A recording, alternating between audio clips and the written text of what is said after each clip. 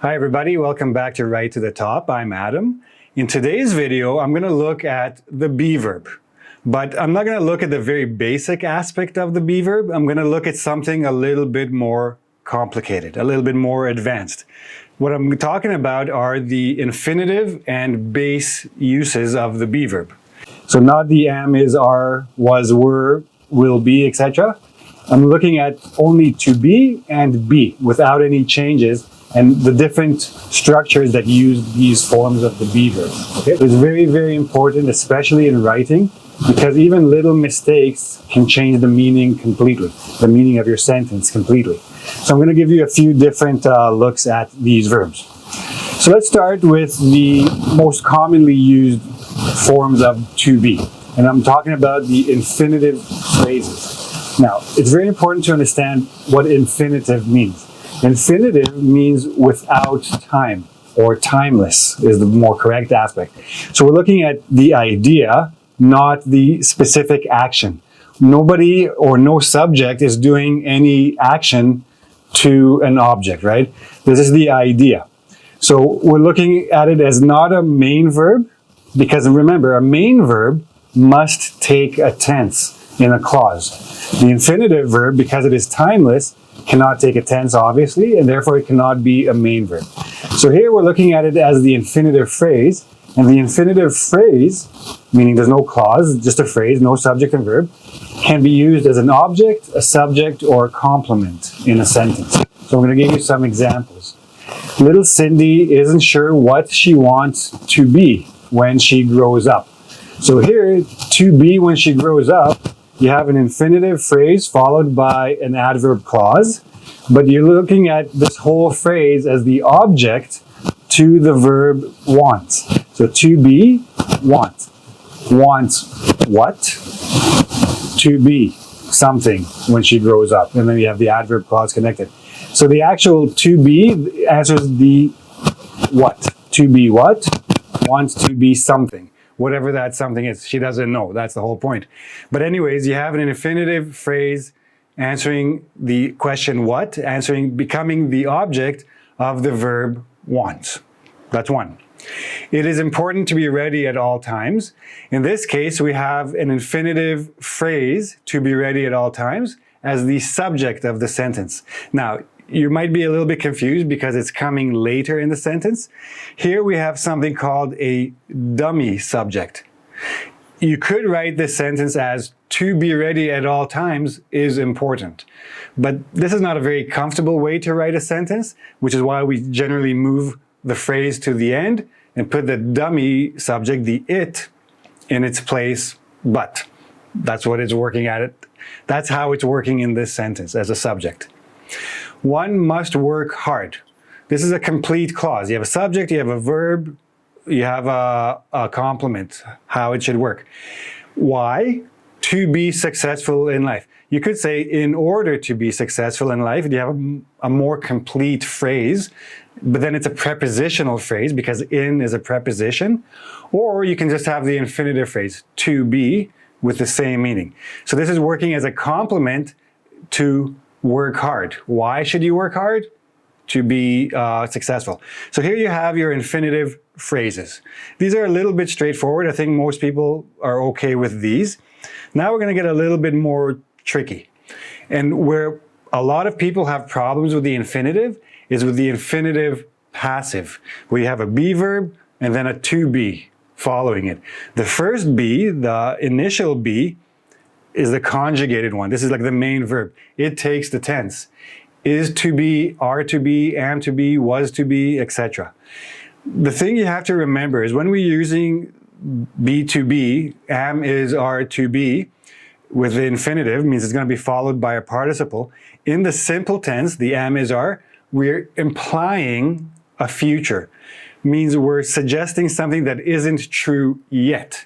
It's going to be true. It's coming, but it isn't right this particular moment. So it's a little bit of a future, which is also why we never use will be to be. But I'll talk about that in a moment. And when we use this infinitive passive with a simple first be verb, we're generally talking about an arrangement or a plan or an order or the opposite of an order is a prohibition. So order to, order not to. So with prohibition, you're going to use the not, the negative form of the verb. I'll give you some examples. All visitors are to be quarantined upon arrival. Means when they do come here, again, they're not here now, it's in the future. So when they do come, or every time a new visitor comes, this person is to be quarantined. So the authorities will quarantine this person, okay? Put them in a separate place to make sure they're not sick. Visitors are to be given special consideration. So the first one is more of an order or an arrangement, like everything is set. Every time a visitor comes, they will be quarantined. Visitors are to be given special consideration. This is also the plan or the order. When the visitors come, give them special consideration. So they are to be given special consideration. Visitors are not to be treated differently. So you're not allowed to treat them differently than the residents of the place. That's a prohibition. But again, all of this implies when this happens, it means future time. It could be very near future, but it's not yet the case. We were supposed to be given, or we were to be given instructions. Now, when you're talking about an infinitive passive in the past, so the were, in this case, the main verb is were, so past tense, generally this means that it probably didn't happen. If it did happen, then we were given instructions, right? Very simple. We were to be given instructions. The idea is that we weren't. Or we can't confirm that the instructions were given. It's not a fact. It was supposed to be that way. That was the plan. We're not sure exactly if it happened or not, or it just didn't happen, right? Now, all of these are used with be to be. It's much easier to understand, like for example, the visitors are to arrive at noon. Means they're set to. That was the plan. That was the arrangement. So when you have a different verb, are to arrive is the main verb, like the active verb there. Are to arrive suggests, and this is an active, not passive, so it's much easier to understand. But when you have are to be with another verb, it's always going to be a passive, and it's always going to be about an implied future. But there are situations where we don't use a passive with be to be. Here we have the active. The visitors are to be here within the hour. So that's the arrangement. We made an arrangement. They're supposed to be here at 5 o'clock. It's now 4 o'clock or 4:15. So they are going to be here within the hour. They are to be here. You could say the visitors are going to be here within the hour. You don't need to.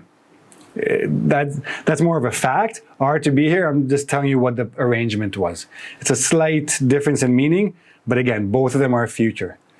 If you are to be here more than an hour, then more than 1 hour should be more than, let's say, an hour.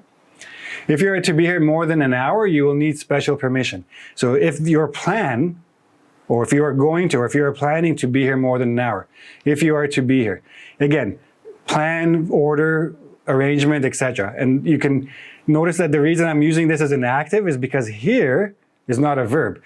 This is the verb that's being used as the main, and are is the auxiliary, obviously. And that's why you can use it as an active. Once you add an extra verb, then you have like 4 verbs. Are to be given, are to be one given. So 3 verbs, sorry. Here you have 2. Followed by an adverb, then you have an active.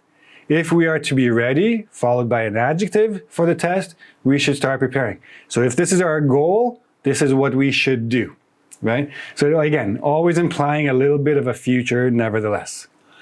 To be ready for the test, we should start preparing right away. In this case, we have an infinitive phrase. It basically applies, this phrase applies to the entire clause that comes after it. This is called an absolute phrase, but I'll do a different video about the different types of phrases, okay?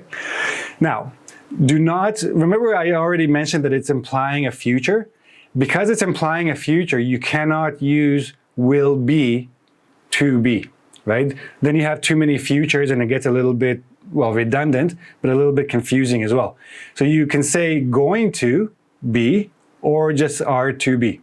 She is going to be given a choice. Again, very definite future. She's going to be given a choice. This is already a fact. This has already been decided. Whereas she is to be given a choice, it's just a plan. It hasn't been done yet. It's not yet a fact yet. She is going to be happy with her choice, or she is to be happy with her choice. If you're not entirely sure, but it's a definite future plan, just use going to be. It's much easier than leaving it all out. Now, other uses of be verb. Now we're looking at the be as a base, not as an infinitive. And we're looking at the subjunctive. This subjunctive is a particular irregular structure, clause structure. If you're not too sure about it, I made a whole video about the subjunctive. You can link, there's a link to it up there. But just to give you a quick review, it is important that students be. Now, when you have it is adjective, certain adjectives followed by a that clause, the be verb is always going to be a base verb. Other verbs will be base of that verb, but the be verb, because it's not am, is, are, is a little bit confusing, and a lot of students get this incorrect. It is adjective, that clause, the be verb is be, not any conjugation. And the same for the doctor advised that. So when you have certain verbs, and again, those are listed in that video I made, some verbs followed by a that clause, you're going to use the be verb. Now, notice that here you can also have the be admitted. You can still have a base passive, a base verb passive. Now, just in case you're not exactly sure about the subjunctive, you've heard this word before. There are other types of subjunctive that use a special form of the be verb. So she would have been selected if she were. If you have if, you also have were. If you have wish, you're also going to use were. So notice that she is not she if she was, if I was.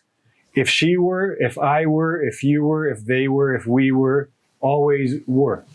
I wish I were, you wish you were, she wishes she were. Always were with if and wish. This is just another form of the subjunctive that you can review a bit later. But we're talking about the be verb here today. Just a plain be verb, just a plain be verb and infinitive. Now, another time you use the be verb is with the modal verbs. Must, can, should, ought to, may, etc. These are all modal verbs. And the key to remember here is that when you see a be verb with a modal verb, focus on the modal verb. That is the function of the verb in the sentence. Not the be verb, the modal. Another thing to remember is when you have the modal verb with a be verb, there are two possible meanings that you can use. It's not always the same thing. So let's look at the examples. The president may not be approached without authorization. In this case, may not be approached means you don't have permission. You are prohibited from approaching the president. Due to unexpected demand, deliveries may be late, a day or two. May be, in this case, we're talking about a possibility. It's likely that, or it's possible that it will be delayed. May not be, prohibited. May be, allowed. May be, possible. So different meanings when you mix the modal, so concentrate on the function of the modal, not the be verb. But use the be verb, don't use may are, may is, may will be. That doesn't work. You should be working, and again, you can use the be with an ing or a past participle. You should be working on your project, should be, suggestion. The plane should be landing soon. I think it should be landing soon. It's a guess, it's likelihood. Like a possibility, but more like a probability in this case. Dogs must be kept on a leash. This is a rule, it must be, that's the mandatory. She must be stuck in traffic. Where's Lisa? I don't know, she must be stuck in traffic. I'm just guessing. It's a possibility or a probability. Because of her qualifications, she could be selected for the position. Here you have to be a little bit careful because it could just mean the past tense. So because she was qualified, she was able to be. She could be selected in the past, That's the situation. Or a hypothetical situation, possible. She could be because she's qualified. It's possible that she will be. Because of her qualifications, she could be the CEO. She could be, again, this is more likely a hypothetical. So with the modal verbs, don't concentrate on the be, concentrate on the modal and see the context of how it's being used. Now, a couple more things to look at. They had to be told. So now I have the infinitive passive, but I have had modal. They must be told what to do. They must have been told what to do. So here I'm not using be, I'm using the been. This is a different form. I'm going to make another video about a general review of the be verb, but very careful that you understand the different uses here. They had to be told what to do. So in the past, someone had to tell them. They must be told. Somebody must tell them. They must have been told. I guess that somebody told them. It's very likely that somebody told them. That's why they know now. They must have been told. Why do they know? Somebody must have told them, etc. Okay? And that's a different form entirely. So that's basically it. Very, very narrow focus of this video, but it's very important that you understand the different uses of the infinitive and the base use of the be verb without mixing them up with all the other forms of, simple present and continuous and perfect and all that stuff. Make sure you know exactly what you're trying to say with each of these be verb forms, okay? Now, if you have any questions about any of this, please ask me in the YouTube comment section. You can also go to my Instagram page, my Facebook page. You can also go to you can come and join my Facebook group where you can read a lot with other people. You can write to other people, have some sort of contact, ask all these questions, get to know how to use all the grammar correctly, especially for writing, okay? And that's it. If you like the video, give me a like. Don't forget to subscribe to my channel. Don't forget to click the notification button to get notices of new videos, and come back for more videos about writing and grammar and English and all kinds of interesting things, okay? See you again soon. Bye-bye.